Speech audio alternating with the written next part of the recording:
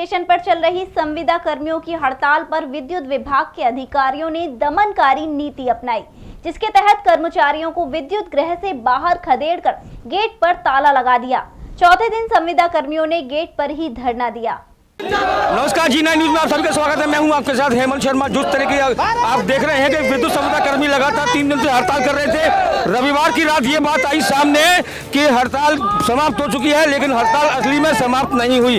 उनका समर्थन करने के लिए राष्ट्रीय लोकदल के नेता यहाँ पर कुंवर नरेंद्र सिंह और डॉक्टर अशोक अग्रवाल भी आए हुए हैं। उनसे बातचीत करेंगे क्या कुछ धोखाधड़ी का अमल है। ये तो एक तरह की बात मानी जाए तो सीधी धोखाधड़ी है कि ये प्रचार करना कि समझौता हो गया है। बिल्कुल धोखाधड़ी है और कुछ लोगों को डरा के धमका के बलात्पूर्वक पुलिस आ गई, सीओ आ गए, सिटी मजिस्ट्रेट आ गए, पीएससी आ गई और इनसे चंद लोग जब काफ़ी संख्या में कार्यकर्ता चले गए तो कुछ 30-40 लोग रह गए तो उनको डरा धमका के और एक सुपरिटेंडेंट जो इनका सुपरवाइज़र है उसको बुला लिया और उससे कहलवा के हमने इनकी तनख्वाह बढ़ा देंगे या जो भी हेलमेट वगैरह दे देंगे, जो थोड़ी बहुत समस्याएं थी।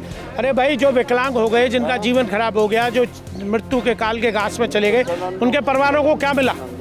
उसके लिए भी तो करिए। 7,900 रुपये इनको मिलते हैं, उसमें ठेकेदार के कमीशन अलग है, तो वो व्यवस्था समाप्त होकर डायरेक्ट इनको विभाग क्यों नहीं देता है? बिल्कुल सही बात। क्या दिक्कत आ रही है? कोई 20-20 साल से, कोई 25 साल से, कोई 30 साल से, बहुतों के हाथ कट गए या मौजूद हैं 3-4 लोग।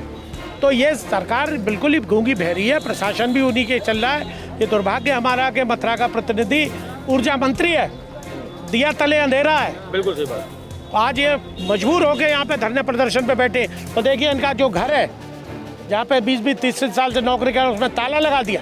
इनको अपने ही घर से बेघर कर रहे हैं, तो इनसे क्या उम्मीद की जाए? एक तरीके से ये माना जाए कि दमनकारी नीति की प्रयोग कर रहे हैं। दमनकारी। अभी भी इंस्पेक्टर को सदर बाजार आ गए, वो इनको डरा रहे, धमका रहे। फिर मैंने उनको बताया नहीं, इसे खुलवाइए आप। अरे साहब, डिप्टी चीफ मिनिस्टर आया हुआ तो अरे तो बिजली विभाग का डिप्टी चीफ मिनिस्टर से क्या मतलब? डीएमएसपी देखेंगे हैं, कार्यकर्ता देखेंगे बीजेपी के? वो यहाँ का एक भी अधिकारी न तो तीनों एसईओ में से कोई है, न चारों एक्सीएन में से कोई है, न जेई है, न एई है।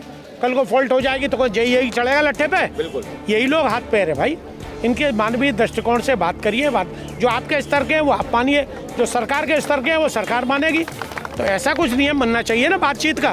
सिर्फ आप डंडे के जल पे इनको हटाना चाहें तो वो राष्ट्रीय लोकदल नहीं होने देगा। बिल्कुल। विद्युत संविदा कर्मी पिछले 3 दिन से लगातार शांतिपूर्ण ढंग से अपनी हड़ताल कर रहे थे, अपनी मांगों को सामने रख रहे थे, लेकिन उनका समाधान करने की बजाय उनको डरा धमकाया गया। यहाँ तक कि दमनकारी नीति का इस्तेमाल किया गया। हमारे साथ मौजूद है डॉक्टर अशोक अग्रवाल, वरिष्ठ नेता हैं। उनसे जानना चाहेंगे ये दमनकारी नीति क्या कहती है। देखिए, ये सरकार गरीबों की सरकार नहीं है।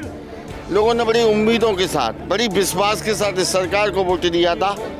इन्होंने धर्म और जाति के नाम पर वोट मांगा और लोगों ने दिया और उन पर विश्वास व्यक्त किया। लेकिन अब ये सिद्ध हो चुका है, ये गरीबों की, ये दलितों की, ये मजदूरों की, ये किसानों की सरकार नहीं है।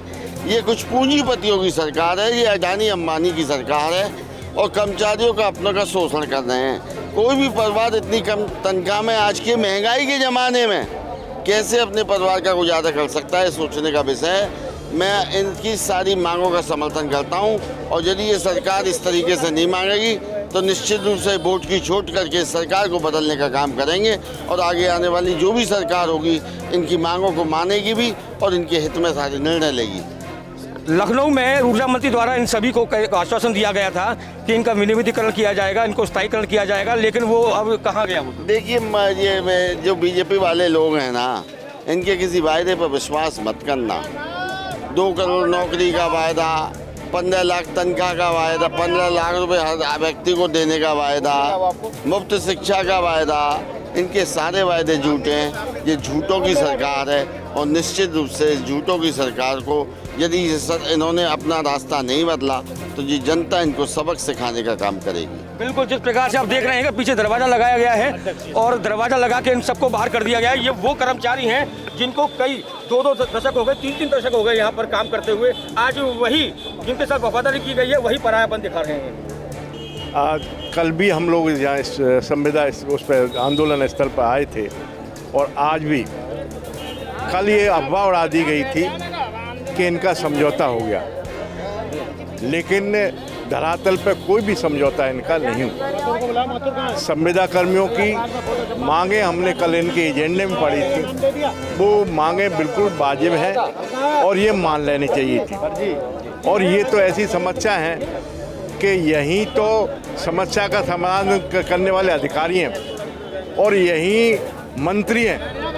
अगर चाहें तो इनका समाधान 2 घंटे में हो सकता है, लेकिन ये सरकार की मानसिकता ऐसी है कि किसी को लाभ पहुंचाने का तो कोई मतलब ही नहीं है। संविदा कर्मी जो रखे गए हैं, हमारा तो सबसे पहला सुझाव ये है कि संविदा के द्वारा न रख के इनको डायरेक्ट पेमेंट सिस्टम जिसे डीपीएस कहा जाता है, विभाग जो भी पेजेस दे, इनको जो भी मानदेय दे, सीधे यहीं से एक्विटेंस रोल बना के उन पर दस्तखत करा के दिए जाने चाहिए। क्योंकि संविदा कर पर आने वाला व्यक्ति 10% की कटौती वो लोग ले जो इनको रखते हैं, और यदि कोई ऐसी पैसा नहीं देता है तो उनको यहाँ से हटा भी दिया जाता है।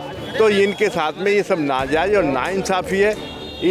इनके साथ में इंसाफ होना चाहिए। राष्ट्रीय लोकदल इनके साथ खड़ा है, कंधे से कंधे करा के खड़ा है, और इनकी जायज़ मांगों को मनवाने के लिए हम इस मंच से, इस स्थल से माननीय ऊर्जा मंत्री जी से और संबंधित अधिकारियों से भी कहते हैं कि इनकी वाजिब मांगों को माना जाए।